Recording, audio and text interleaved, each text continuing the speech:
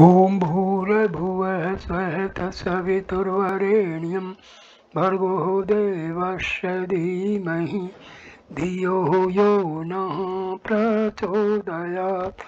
ॐ शान्ति शान्ति शान्तिः। Namaste my dear friend, this is video number 12 on Gospel of Sri Ramakrishna Parmahamsa. This video starts with a question by a devotee. I find it is extremely difficult for a householder to realize God. How few people can lead the life you prescribe for them. I have not found any master. Why should that be so? I have heard of a deputy magistrate named Pratap Singh. He is a great man. He has many virtues, compassion and devotion to God. He meditates on God.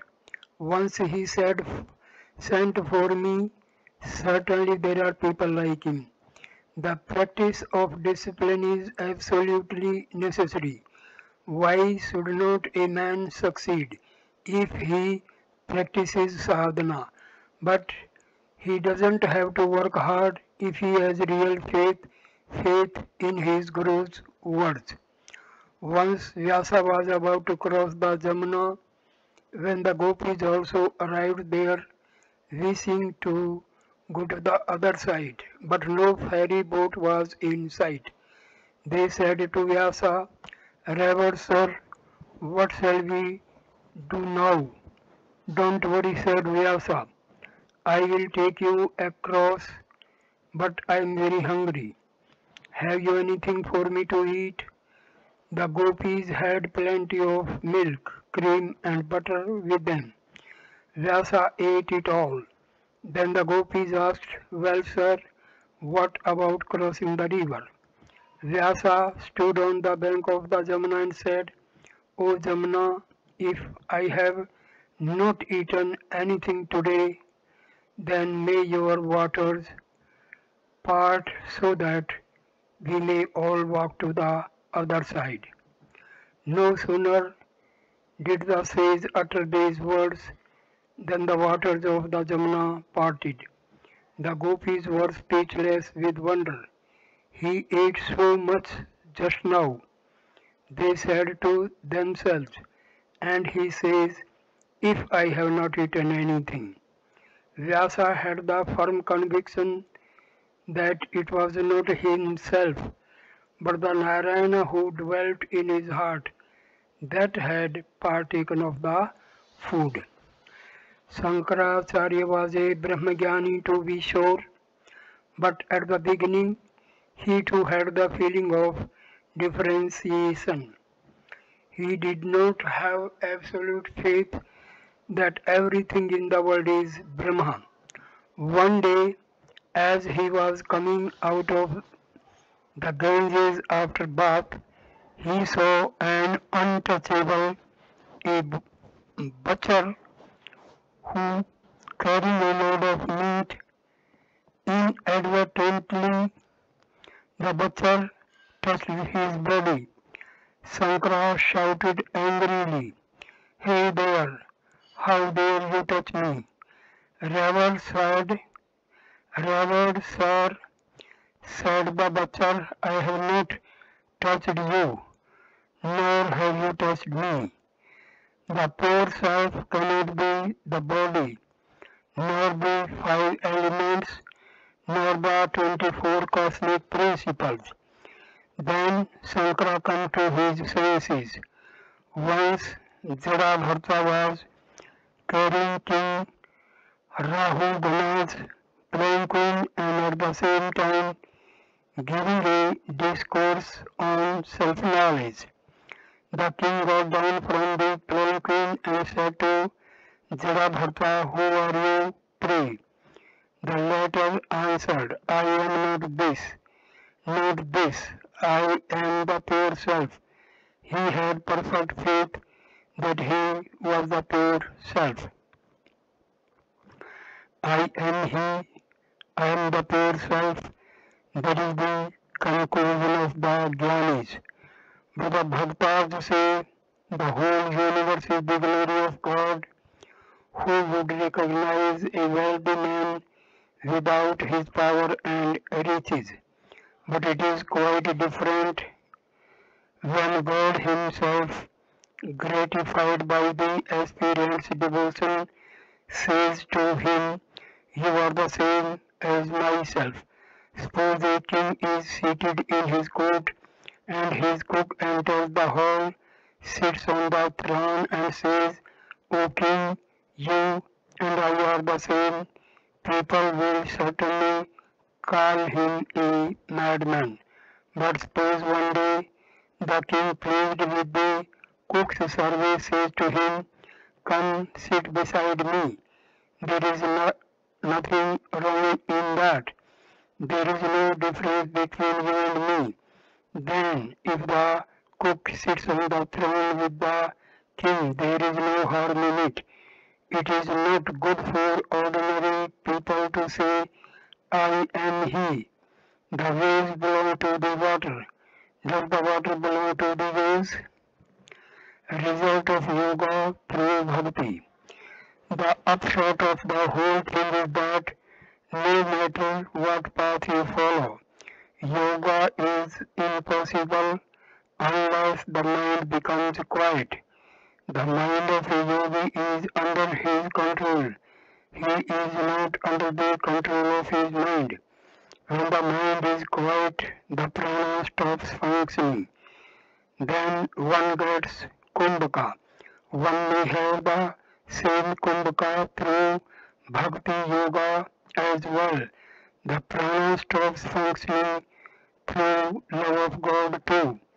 In the kirtan, the musician sings Nitai Amar Mata Happy. Repeating this, he goes into a spiritual mood and cannot sing the whole sentence. He simply sings happy, happy. When the mood deepens, he sings only ha, ha. Thus his prana stops through ecstasy and kumbhaka follows. Suppose a man is sweeping a courtyard with his broom, and another man comes and says to him, "Hello, so and so is no more. He is dead." Now, if the dead person was not related to the sweeper, the latter goes on with his work, remarking casually, "Ah, that's too bad. He is dead. He was a good fellow." The sweeping goes on all the same, but if the dead man was his relative, then the broom drops from his hand. "Ah!" he exclaims, and he too drops to the ground. His prana has stopped functioning. He can neither work nor think. Have not you noticed among women that if one of them looks at something or listens to something in speechless amazement, the other women say to her, "What? Are you in ecstasy?" In this instance too, the prana has stopped functioning, and so she remains speechless with mouth agape. It will not be, it will not do merely to repeat, "I am he, I am he." There are certain signs of a jnani. Narendra has big protruding eyes, pointing to a devotee. He also has good eyes and forehead. Different classes of men. All men are by no means all men are by no means on the same level. It is said that there are four classes of men: the bound, the struggling, the liberated, and the ever free. It is also notified that all men have to practice spiritual discipline. There are the ever free and those who achieve perfection through spiritual discipline. Some realize God after much spiritual austerity, and some are perfect from their very birth. Prahlada is an example of the ever free, eternally perfect sages like Prahlada also practice meditation and prayer, but they have realized the fruit, God vision, even before their spiritual practice. They are like gourds and pumpkins, which fruit, fruit first and then flowers. Looking at Rakhal's father, even though an eternally perfect soul is born in a low family, still he retains his innate perfection. He cannot do anything else. A tree germinating in a heap of cow dung still grows into a tree plant. God has given to some greater power than to others. In one man you see it has the light of a lamp, in another as the light of a torch. One word of Vidyasagar's revealed to me the utmost limit of his intelligence. When I told him of the different manifestations of God's power in different beings, he said to me, Sir, has God then given greater power to some than to others? At once I said, Yes, certainly he has. If there are not different degrees of manifestation of his power, then why should your name be known far and wide? You see, we have come to you after hearing of your knowledge and compassion. You have not grown to horns, have you, with all his fame and erudition? Vidyasagar said such a childish thing as, has God given greater power to some than to others? The truth is that when the fisherman draws his net, he first catches big fish like trout and carp, then he stirs up the mud with his feet, and small fish comes out, minnows, mudfish, and so on. So also, unless a man knows God, minnows and the like gradually come out from within him. What can one achieve through mere scholarship? Sunday, June 17, 1883. Sri Ramakrishna was resting in his room in the temple garden at Dakshineswar. It was afternoon, Adhar, and an arrived and saluted the master. A tantric devotee also came in. Rakhal, Hajra, and Ramlal were staying with Sri Ramakrishna. Master, to the devotees, why should not one be able to attain spirituality living the life of a householder? But it is extremely difficult. Sages like Janka entered the world after attaining knowledge, but still the world is a place of terror. Even a detached householder has to be careful. Once Janka bent down his head at the sight of a Bhairavi. He shrank from seeing a woman. The Bhairavi said to him, Janka, I see you have not yet attained knowledge. You still differentiate between man and woman. If you move about in a room filled with soot, you will swell your body, however slightly, no matter how clever you may be. I have seen household devotees filled with spiritual emotion while performing their daily worship, wearing their silk clothes. They maintain that attitude even until they take their refreshments after the worship. But afterwards they become their old selves again. They display their rajasic and tamasic natures. Sattva begets bhakti. Even bhakti has three aspects: sattva, rajas and tamas. The sattva of bhakti is pure sattva. When a devotee acquires it, he does not direct his mind to anything but God. He pays only as much attention to his body as is absolutely necessary for its protection. But a Paramahamsa is beyond the three gunas. Though they exist in him, yet they are practically non-existent. Like a child, he is not under the control of any of the gunas. That is why Paramahamsas allow small children to come near them in order to assume their nature. Paramahamsas may not lay things up, but this rule does not apply to householders.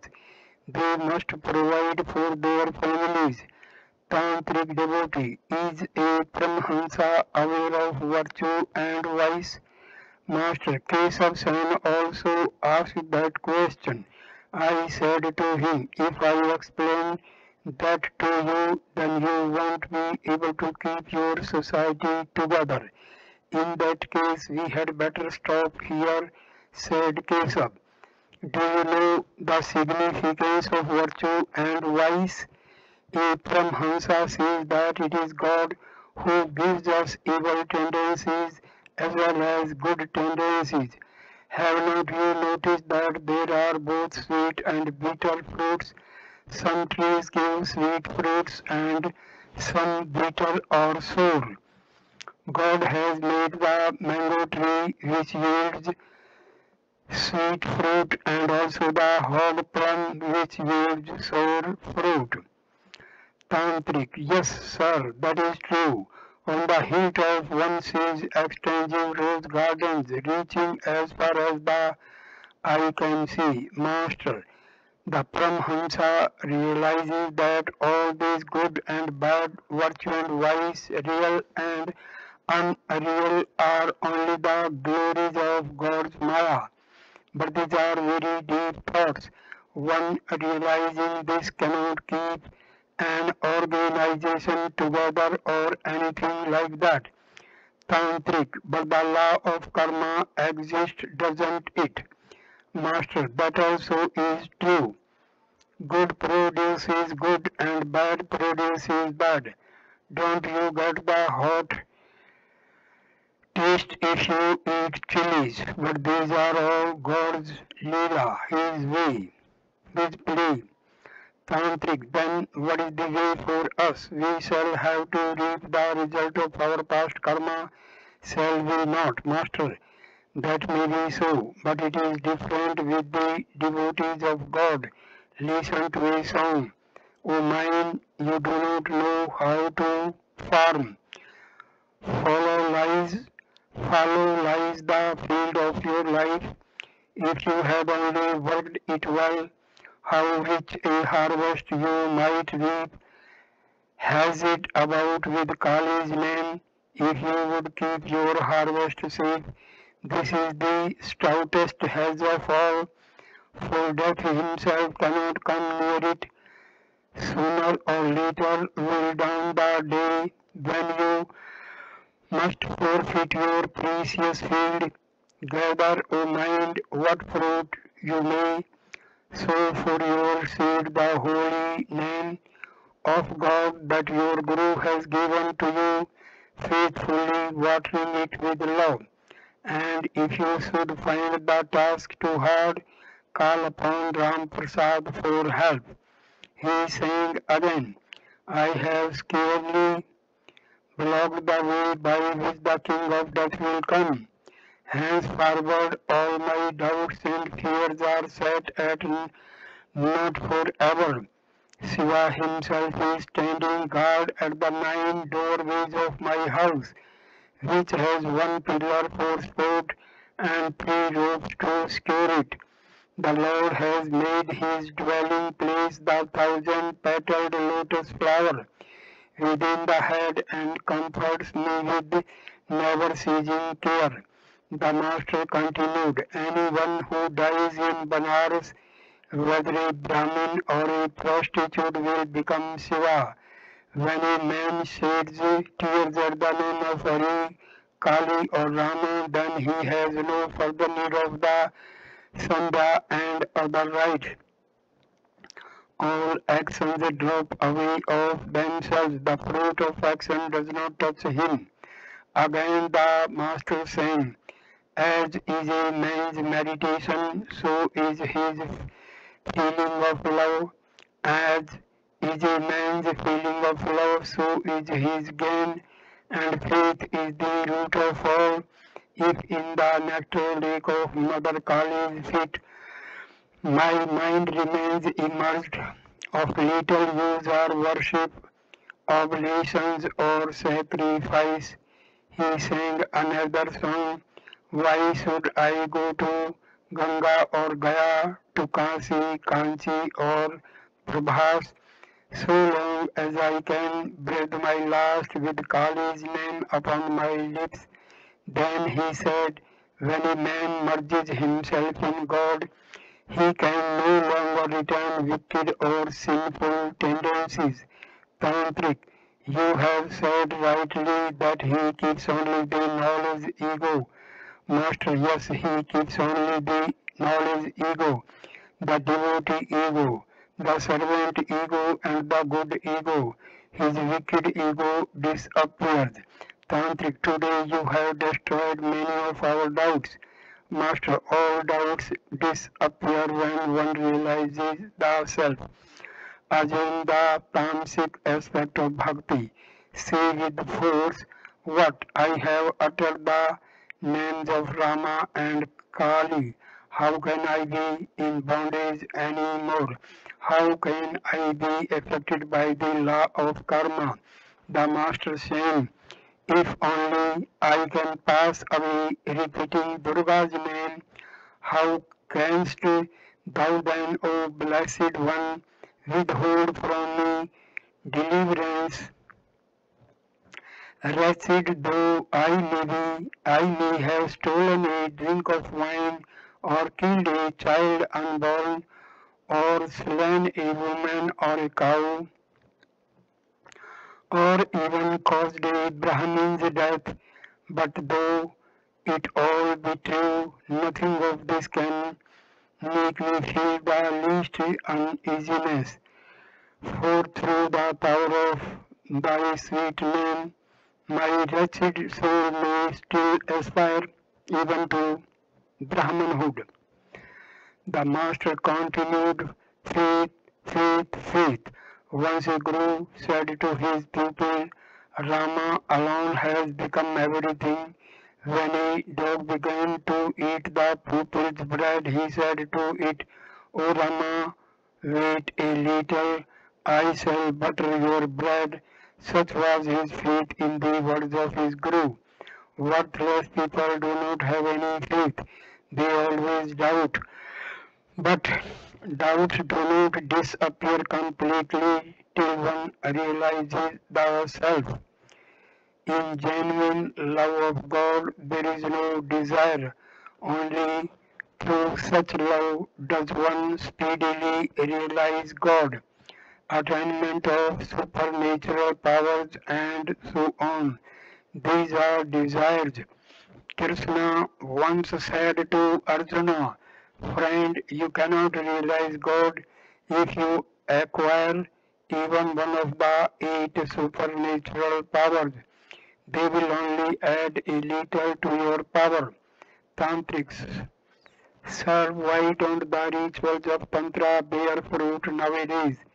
Master, it is because people cannot practice them with absolute correctness and devotion. In conclusion, the Master said, love of God is the one essential thing. A true lover of God has nothing to bear, nothing to worry about. He is aware that the Divine Mother knows everything. The cat handles the mouse one way, but its own kitten a very different way. The festival at chapter number 12, the festival at Panihati, Monday, June 18, 1883, festival at Panihati. Sri Ramakrishna had been invited to the great religious festival at Panihati near Calcutta. This festival of the flattened rice was inaugurated by Raghunath Das, a disciple of Sri Chaitanya. It is said that Raghunath used to run away from home, secretly practice his devotions, and enjoy the bliss of spiritual ecstasy. One day Nityananda said to him, "Thief, you run away from home and enjoy the love of God all alone. You hide it from us. I shall punish you today. You must arrange a religious festival and entertain the devotees with the flattened rice." Since then the festival has been annually celebrated at Panihati by the Vaishnavas.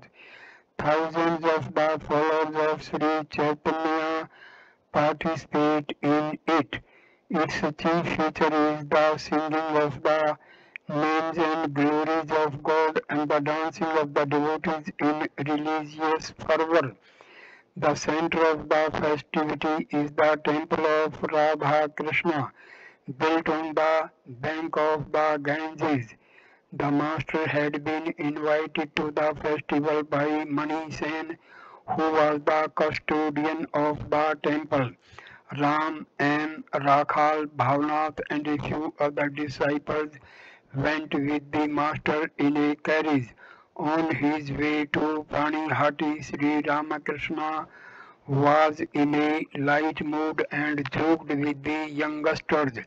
But as soon as the carriage reached the place of the festival, the master, to the utter amazement of the devotees, shouted into the crowd. He joined the Kirtan party of Navadip Goswami, Mani Sen's Guru, and danced, totally forgetting the world. Every now and then he stood still in Samadhi, carefully spotted by Navadip Swami, for fear he might fall to the ground. Thousands of devotees were gathered together for the festival. Wherever one looked, there was a forest of human heads. The crowd seemed to become infected by the master's divine fervor and swayed to and fro, chanting the name of God until the very air seemed to reverberate with it. Drums, cymbals, and other instruments produced melodious sounds. The atmosphere became intense and spiritual fervor. The devotees felt that Gauranga himself was being manifested in the person of Sri Ramakrishna. Flowers were showered from all sides on his feet and head. The shouting of the name of Hari was heard even at a distance, like the rumbling of the ocean. Sri Ramakrishna entered by turn into all the moods of ecstasy. In deep samadhi he stood still, his face radiating a divine glow. In the state of partial consciousness he danced, sometimes gentle and sometimes with the vigor of a lion. Again regaining consciousness of the world, he sang himself, leading the chorus. Behold, the two brothers have come who weep while chanting Hari's name, the brothers who dance in ecstasy and make the world dance in his name. Behold them weeping themselves and making the whole world weep as well. The brothers who in return for blows offer to sinners Hari's love. Behold them drunk with Hari's love, who make the world drunk as well. Behold, the two brothers have come who once were Kanai and Balai of Brija. They who would steal the butter out of the pots of the gopi maids. Behold, the true have come, who shatter all the rules of caste, embracing everyone as brother, even the outcast shunned by men, who move themselves in Hari's name, making the whole world mad, who are none other than Hari himself, and chant his hallowed name. Behold them who saved from their sinful ways the ruffians Jabai and Madhai, they who cannot distinguish between a friend and an enemy. Behold the two brothers, God and Nitai, who came again to save mankind. Again the Master saying, see how all Nabia is shaking under the waves of Gauranga's love. The crowd with the Master in the center surged toward the temple of Radha Krishna. Only a small number could enter. The rest stood outside the portal and jostled with one another to have a look at Sri Ramakrishna. In a mood of intoxication, he began to dance in the courtyard of the shrine. Every now and then his body stood transfixed in deep samadhi.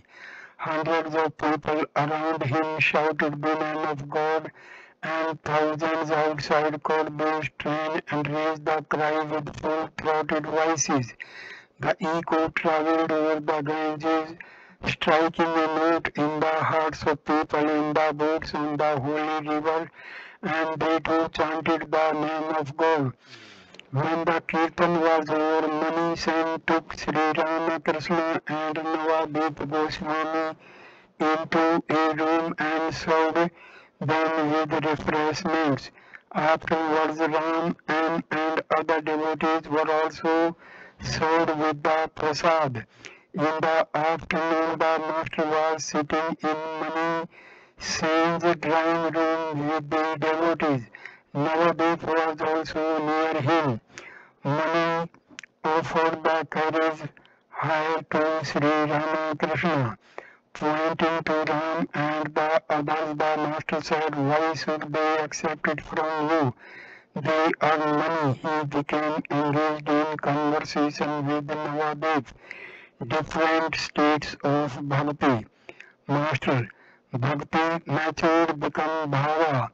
Next is Mahabhava, then Prema, and last of all is the attainment of God. Gauranga experienced the states of Mahabhava and Prema. When Prema is awakened, a devotee completely forgets the world. He also forgets his body, which is so dear to a man. Gauranga experienced Prema. He jumped into the ocean thinking it to be the Jamuna. The ordinary Jiva does not experience Mahabhava or Prema. He goes only as far as Bhava. But Gauranga experienced all three states. Is not that so? Navadip, yes sir, that is true. The inmost state, the semi-conscious state, and the conscious state. Master, in the inmost state he would remain in samadhi, unconscious of the outer world. In the semi-conscious state he could only dance. In the conscious state he chanted the name of God. Navadip introduced his son to the master. The young man was a student of the scriptures. He saluted Sri Ramakrishna. Navadip, Navadvip. He studies the scriptures at home. Previously one hardly saw a copy of the Vedas in this country. Max Muller has translated them so people can now read these books. Essence of the scriptures. Master, too much study of the scriptures does more harm than good. The important thing is to know the essence of the scriptures. After that, what is the need of books? One should learn the essence and then dive deep in order to realize God. Ideal of the Gita. The Divine Mother has revealed to me the essence of the Vedanta. It is that Brahma alone is real and the world illusory. The essence of the Gita is what you get by repeating the word 10 times. The word becomes reversed. It is then Pali, which refers to renunciation. The essence of the Gita is, O man, renounce everything and practice spiritual discipline for the realization of God. Navadvip. But how can we proceed our minds to renounce? Master Yovari Goswami, it is your duty to officiate as priest in the temple. You cannot renounce the world, otherwise who would look after the temple and its services? You have to renounce mentally. It is God Himself who has kept you in the world to set an example to man. You may resolve in your mind 1,000 times to renounce the world, but you will not succeed. God has given you such a nature that you must perform your worldly duties. Krishna said to Arjuna, what do you mean you will not fight? By your mere will you cannot desist from fighting. Your very nature will make you fight. At the mere mention of Krishna and Arjuna, the master went into samadhi. In the twinkling of an eye, his body became motionless and his eye was transfixed. While his breathing could scarcely be noticed, at this sudden transformation, Noadev and his son and the other devotees looked at the master in mute wonder. Regaining partial consciousness, he said to Navadevi, Yoga and Bhoga, you Goswamis have both. Now your only duty is to call on God and pray to Him sincerely. O God, I don't want the glories of thy world bewitching Maya. I want thee alone. God dwells in all beings undoubtedly. That being the case, who may be called his devotee? He who dwells in God, he who has merged his mind and life and innermost soul in God. The master returned to the same plan. Referring to his samadhi, he said to Navadvip, some say that this state of mind is a disease. I say to them, how can one become unconscious by thinking of him whose consciousness has made the whole world conscious? Mani said goodbye to the invited Brahmins and Vaishnavas with suitable gifts of money. He offered 5 rupees to Sri Ramakrishna. The latter said that he could not possibly accept any money, but Mani insisted offering. Sri Ramakrishna asked him in a distressed voice whether he should take the money. The disciple made a vehement protest and said, no, sir, by no means. Friends of Mani soon gave the money to Rakhal, requesting him to buy some mangoes and sweets for the master. Sri Ramakrishna said to M, I have definitely said to Mani that I would not accept the money. I feel free now, but Rakhal has accepted it. His is now the responsibility. Sri Ramakrishna, accompanied by the devotees, took a carriage to return to Dakshineshwar. They were going to pass the temple garden of Mani sealed on the way. For a long time the master had been asking M to take him to the reservoir in the garden in order that he might teach him how to meditate on the formless God. There were 10 fish in the reservoir. Nobody harmed them. Visitors threw puffed rice and other bits of food into the water, and the big fish came in swarms to eat the food. Fearlessly the fish swam in the water and sported there joyously. Coming to the reservoir, the master said to M, "Look at the fish. Meditating on the formless God is like swimming joyfully like these fish in the ocean of bliss and consciousness." Monday, June 25, 1883. Sri Ramakrishna was at Balram Bose's house in Calcutta. Rakhal and M were seated near him. The master was in ecstasy. He conversed with the devotees in an abstracted mood. "Master, let me assure you that a man can realize his inner self through sincere prayer, but to the extent that he has the desire to enjoy worldly objects, his vision of the self becomes obstructed." And yes, sir, you always ask us to plunge into God.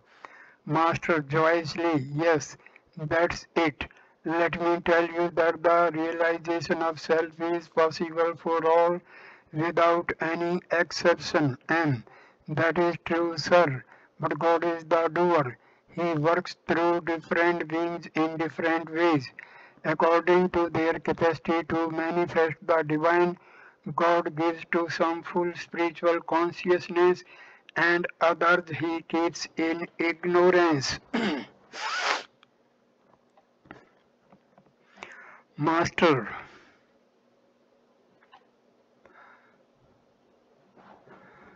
no, that is not so. One should pray to God with a longing heart.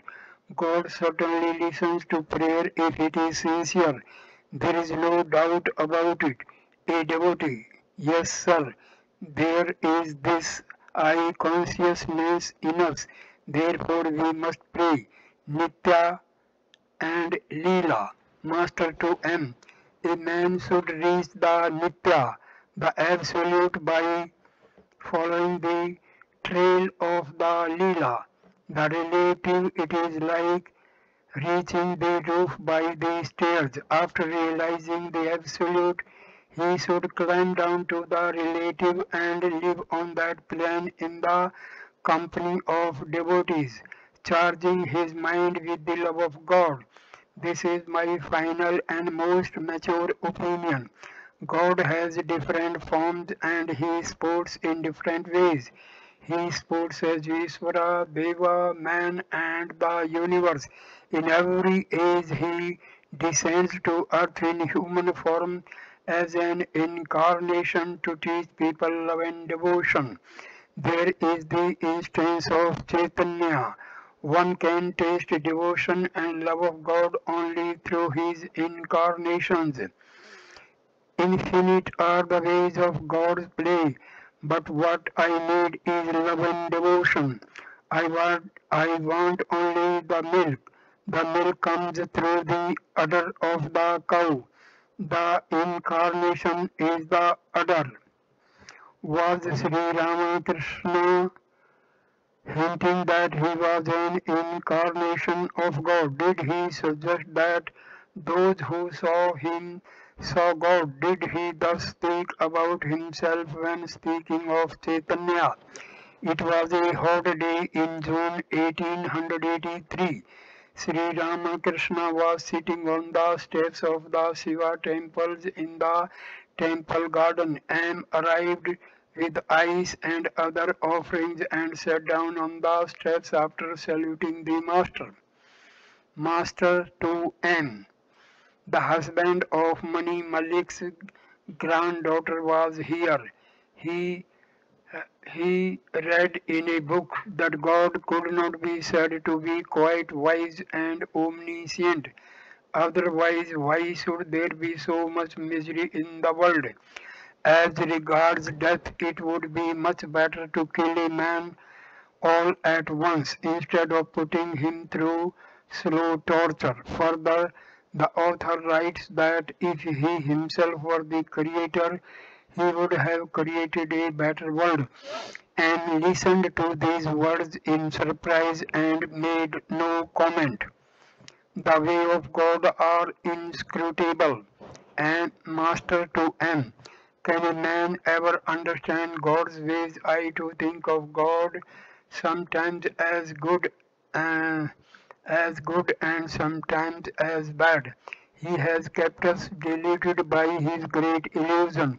Sometimes he makes us up and sometimes he keeps us unconscious.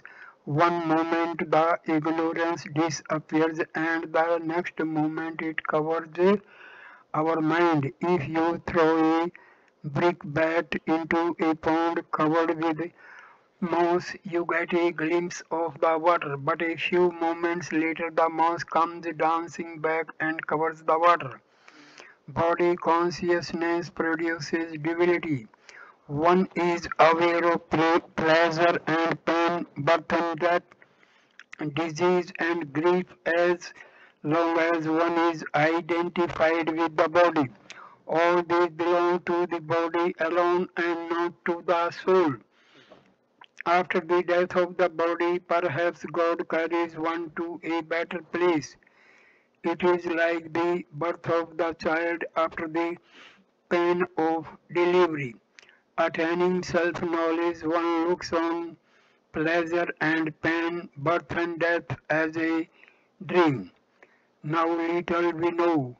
Can a 1 seer pot hold 10 seers of milk? If ever a salt dole ventures into the ocean to measure its depth, it cannot come back and give us the information. It melts into the water and disappears. At dusk, the evening service began in the different temples. The master was sitting on the small couch on his room, absorbed in contemplation of the Divine Mother. Several devotees also were there. M was going to spend the night with the master. A little later, Sri Ramakrishna began to talk to a devotee privately on the veranda north of his room. He said, "It is good to meditate in the small hours of the morning and sat down and at dawn. One should also meditate daily after dusk." He instructed the devotee about meditation on the personal God and on the impersonal reality. After a time he sat on the semicircular porch west of his room. It was about 9 o'clock. "Master, those who come here will certainly have all their doubts removed. What do you say?" "And that is true, sir." A boat was moving in the Ganges far away from the bank. The boatman began to sing. The sound of his voice floating over the river reached the master's ears and he went into a spiritual mood. The hair on his body stood on end. He said to M, "Just feel my body." M was greatly amazed. He thought the Upanishads describe Brahma as permeating the universe and the ether. Has that Brahma as sound touched the master's body? After a time, Sri Ramakrishna began to converse again. "Master, those who come here must have been born with good tendencies. Is not that true?" "And it is true, sir." "Master, Adhar must have good tendencies." "And that goes without saying." "Master, a guileless man easily realizes God. There are two paths, the path of righteousness and the path of wickedness. One should follow the path of righteousness." "And that is true, sir. If a thread has a single fiber sticking out, it cannot pass through the eye of a needle." "Master, if a man finds a hair in the food he is chewing, he spits out the entire morsel." "But You say that the man who has realized God cannot be injured by evil company. A blazing fire burns up even a plantain tree. Saturday, July 14, 1883. Sri Ramakrishna arrived at Adhar's house in Calcutta. Rakhal, Anne and other devotees were with the master. Adhar had arranged to have Rajanarayan, the famous singer, and his party recite the Chandi. Rajanarayan began the recital in the worship hall. He sang, I have surrendered my soul at the fearless feet of the mother. Am I afraid of death anymore? As the master listened, he became filled with divine fervor and joined the musicians. Now and then he improvised an appreciate line. Suddenly he went into samadhi and stood still. The singer sang again. Who is the woman yonder who lights the field of battle? Darker her body gleams even than the darkest storm cloud, and from her teeth there flash the lightning's blinding flames. Dishev- Dishevelled her hair is flying behind as she rushes about. Undaunted in this war between the gods and the demons, laughing her terrible laugh, she slays the fleeing asuras, and with her dazzling flashes she wears the horror of war. How beautiful on her brow the drops of moisture appear about her dense black hair. The bees are buzzing in swarms. The moon has veiled its face, beholding this sea of beauty. Tell me who can see thee, this sorceress, wonder of wonders. Shiva himself like a corpse lies vanquished at her feet. Kamalkanta has guessed who she is with the elephant's gait. She is none other than Kali, mother of all the world. Sri Ramakrishna was in deep samadhi. Saturday, July 21, 1883. It was about 4 o'clock in the afternoon when Sri Ramakrishna with Ramlal and one or two other devotees started from Dakshineshwar for Calcutta in a carriage. As the carriage passed the gate of the Kali temple, they met and coming on foot with 4 mangoes in his hand. The carriage stopped and M saluted the master. Sri Ramakrishna was going to visit some of his devotees in Calcutta. Master to M, with a smile, come with us, we are going to Adhar's house, and got joyfully into the carriage. Having received an English education, he did not believe in the tendencies inherited from previous births, but he had admitted a few days before that it was on account of Adhar's good tendencies from past births that he showed such great devotion to the Master. Later on he had thought about this subject and had discovered that he was not yet completely convinced about inherited tendencies. He had come to the Dakshineshwar that day to discuss the matter with Sri Ramakrishna. Master, well, what do you think of Adhar? And he has great yearning for God. Master, Adhar too speaks very highly of you. And remained silent a while and then began to speak of past tendencies. And I have not much faith in rebirth and inherited tendencies. Will that in any way injure my devotion to God? Everything is possible for God, Master. It is enough to believe that all is possible in God's creation. Never allow the thoughts to cross your mind that your ideas are the only true ones and that those of others are false. then God will explain everything. What can a man understand of God's activities? The facets of God's creation are infinite. I do not try to understand God's actions at all.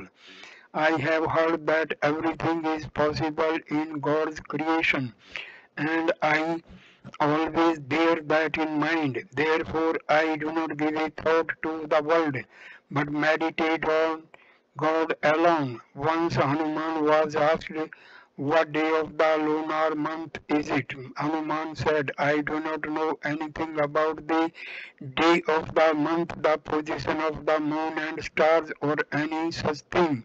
I think of Rama alone." Can one ever understand the work of God? He is so near, still it is not possible for us to know him. Brahma did not realize that Krishna was God. And that is true, sir. Maya is the cause of ignorance, master.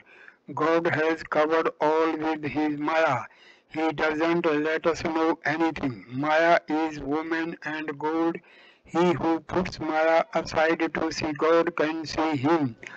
Once when I was explaining God's action to someone, God suddenly showed me the lake at Kamarpukur. I saw a man removing the green scum and drinking the water. The water was clear as crystal. God revealed to me that Satchit Ananda is covered by the scum of Maya.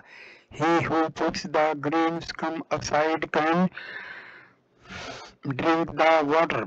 Let me tell you a very secret experience. Once I had entered the wood near the pine grove and was sitting there when I had a vision of something like the hidden door of a chamber.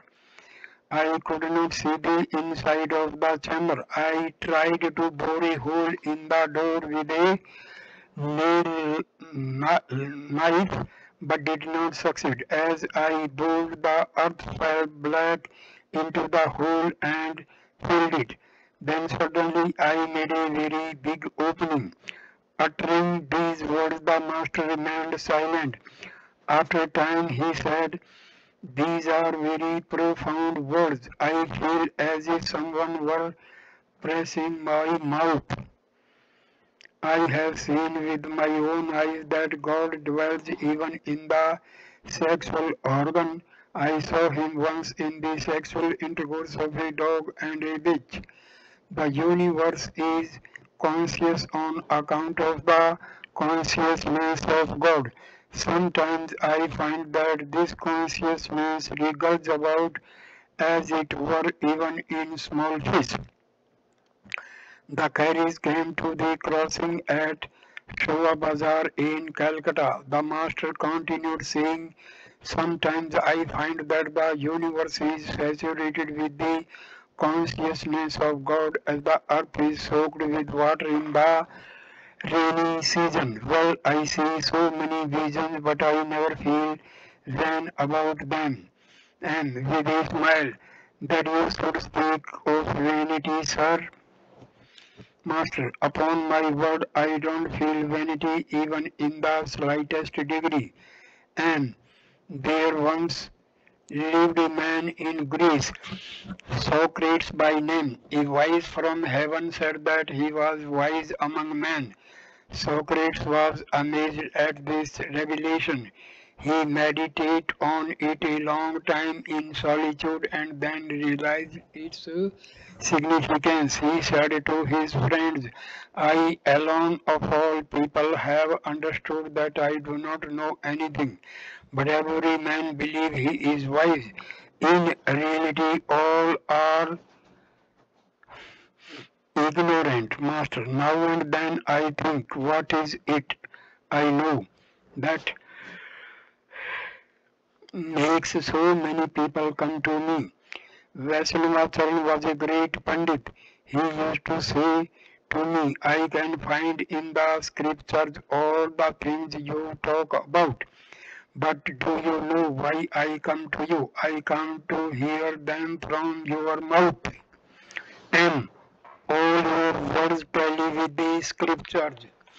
Navadip Goswami also said that the other day at the festival at Panihati, you told us that day that by repeating the word Gita a number of times one reverses it and it becomes Tagi, which refers to renunciation. Renunciation is the essence of the Gita. Navadip Goswami spotted your statement from the grammatical standpoint. Master, have you found anyone else resembling me, any Pandit or holy man? And God has created you with his own hands, whereas he has made others by machine. All others he has created according to law. Master, laughing to Ramlal and the other devotees, listen to what he is saying. Sri Ramakrishna laughed for some time and said at last, really and truly I have no pride, no, not even the slightest bit. And knowledge does us good in one respect at least. It makes us feel that we do not know anything, that we are nothing. Master, right you are. I am nothing. I am nobody. Do you believe in English astronomy? And it is possible to make new discoveries by applying the laws of Western astronomy. Observing the irregular movement of Uranus, the astronomers looked through their telescopes and discovered Neptune shining in the sky. They can also foretell eclipses. Master, yes, that is so.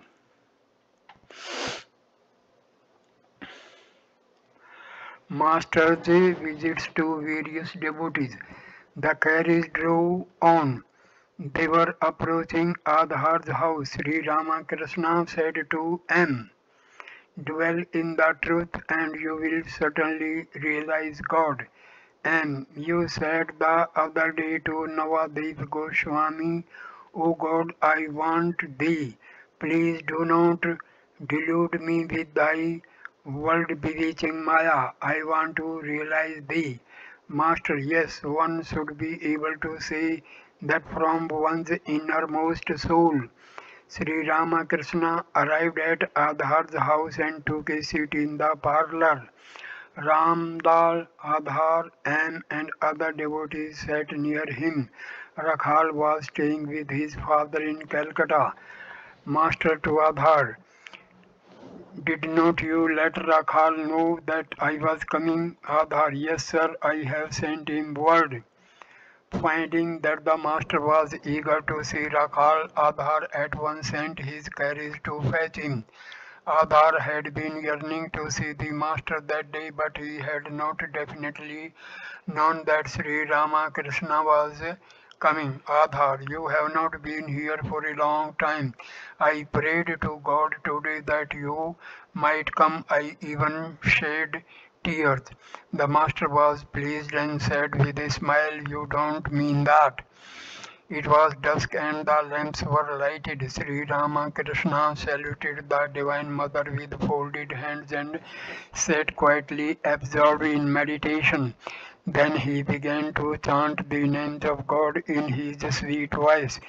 Govinda, Govinda, Satchitananda, Hari, Hari.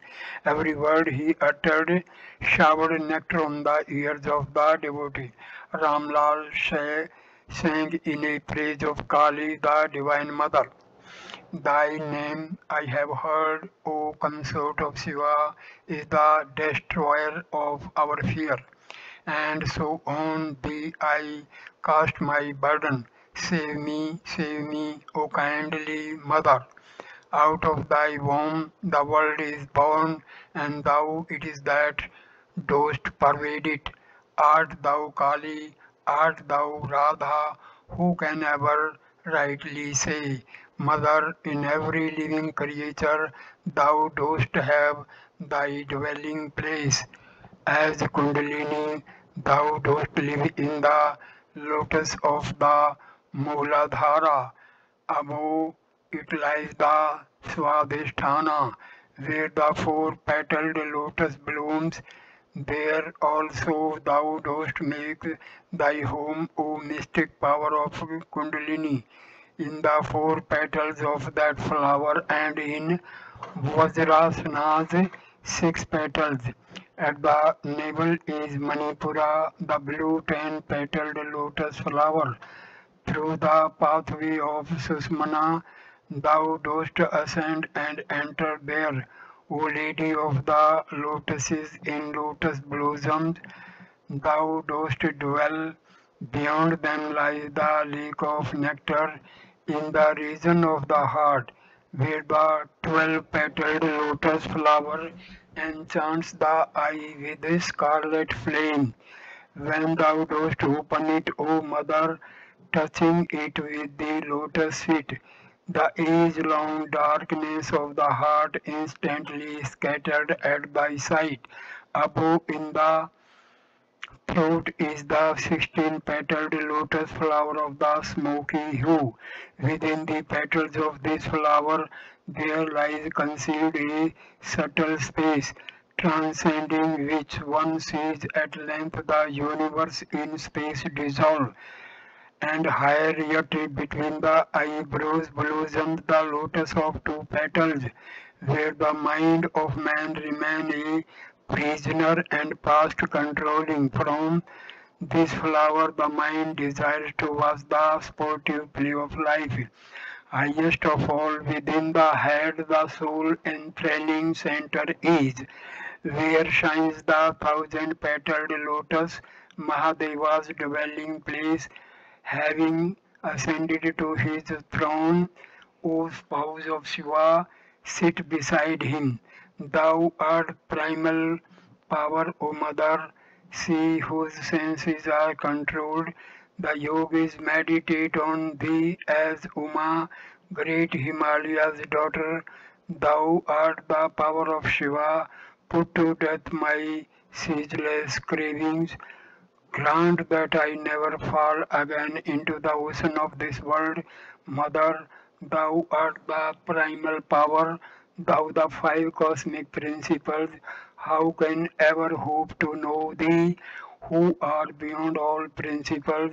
Only for thy bhaktas' sake dost thou assume the various forms, but when thy devotees five senses merge in the five elements, Mother, it is thyself alone that he beholds as formless truth. As Ram Lord sang the lines, above in the throat is the 16-petaled lotus flower of smoky hue. Within the petals of this flower there lies concealed a subtle space, transcending which one sees at length the universe in space dissolved. The Master said to M, listen, this is known as the vision of Chitta Chitta Ananda, the formless Brahma. The Kundalini rising above the Visuddha Chakra enables one to see everything as Akasha. M. Yes, sir. Master, one attains the absolute by going beyond the universe and its created being conjured up by Maya. By passing beyond the Nada, one goes into Samadhi. By repeating Om, one goes beyond the Nada and attains Samadhi. Adhar served Sri Ramakrishna with fruits and sweets. The master left for Jadu Malik's house. Sri Ramakrishna entered the room in Jadu's house where the Divine Mother was worshipped. He stood before the image which had been decorated with flowers, garlands, and sandal paste, and which radiated a heavenly beauty and splendor. Lights were burning before the pedestal. A priest was seated before the image. The master asked one of his companions to offer a rupee in the shrine according to the Hindu custom. Sri Ramakrishna stood a long time with folded hands before the blissful image, the devotees standing behind him. Gradually he went into samadhi, his body becoming motionless and his eyes fixed. With a long sigh he came back to the world of the senses and sat still, intoxicated with divine fervor. Mother, goodbye, but he could not leave the place. He remained standing there, addressing Ramlal. He said, please sing that song, then I shall be all right. Ramlal sang, O mother, consort of Shiva, thou hast deluded this world. The master went to the drawing room with the devotees. Every now and then he said, O mother, please dwell in my heart. Jadhu was sitting in the drawing room with his friends. The master sat down still in a ecstatic mood and sang, O mother, ever blissful as thou art, do not deprive thy worthless child of bliss. Finishing the song, he said to Jadhu, still in a state of divine fervor, well, sir, what shall I sing? Shall I sing, mother? Am I thine 8 months child? He sang, mother, am I thine 8 months child?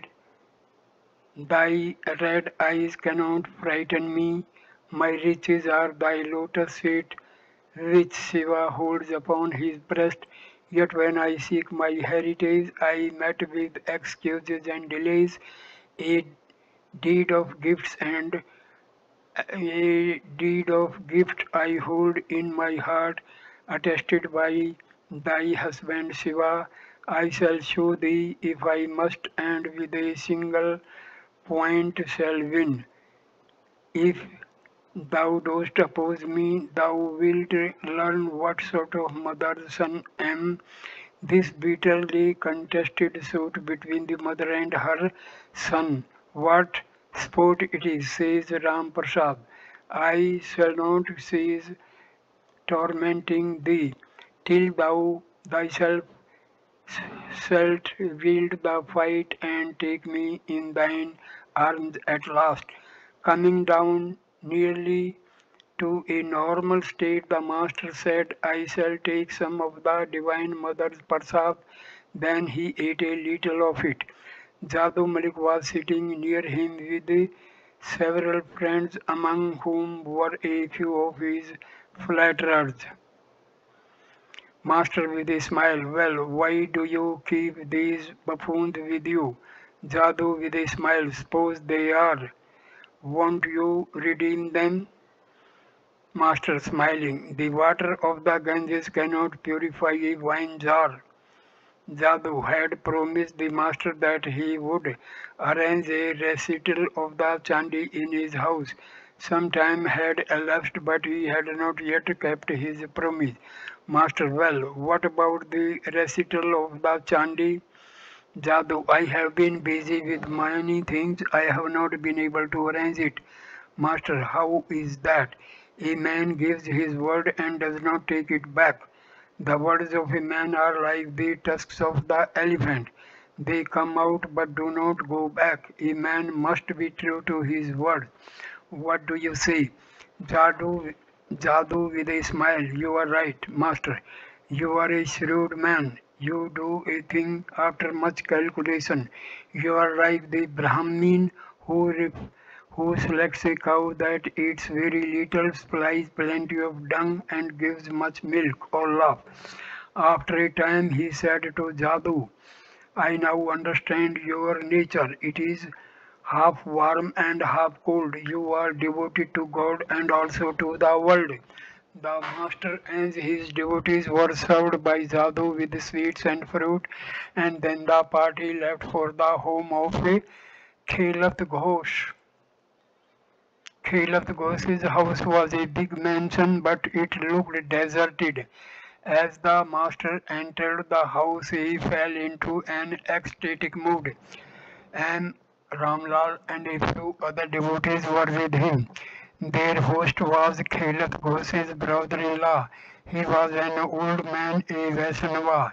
His body was stained with the name of God according to the Vaishnava custom, and he carried in his hand a small bag containing his rosary.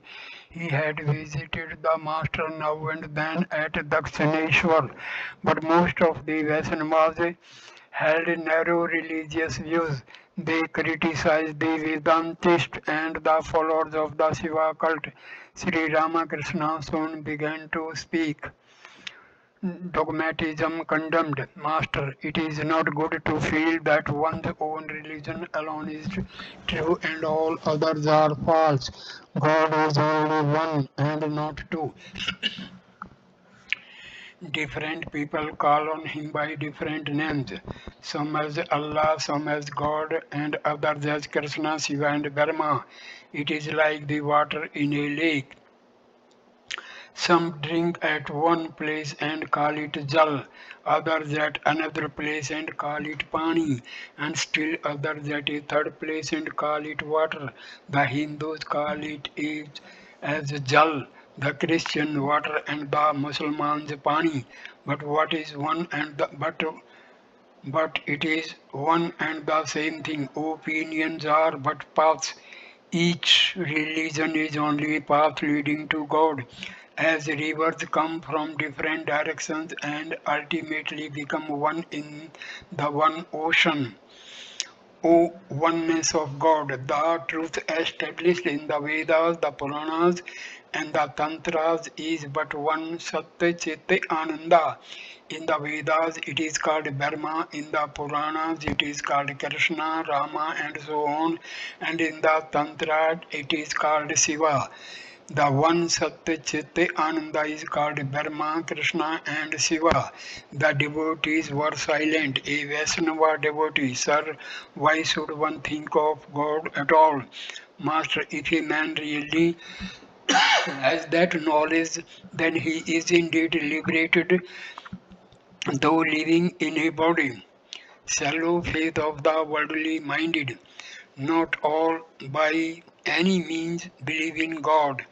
They simply talk. The worldly minded have heard from someone that God exists and that everything happens by His will, but it is not their inner belief. Do you know what a worldly man's idea of God is like? It is like the children swearing by God when they quarrel. They have heard the word while listening to their elderly aunts quarreling. Is it possible for all to comprehend God? God has created the good and the bad, the devotees and the impious, the devoted and the impious, the faithful and the skeptical. The wonders that we see all exist in His creation. In one place there is more manifestation of His power, in another less. The sun's light is better reflected by water than by earth, and still better by a mirror. Again, there are different levels among the devotees of God, superior, mediocre, and inferior. All this has been described in the Gita. Vaishnava, true sir, various classes of devotees. At this point, I conclude this video. Thank you for watching this video. Next video number 13 will start with the various classes of devotees. Thank you. Namaskar.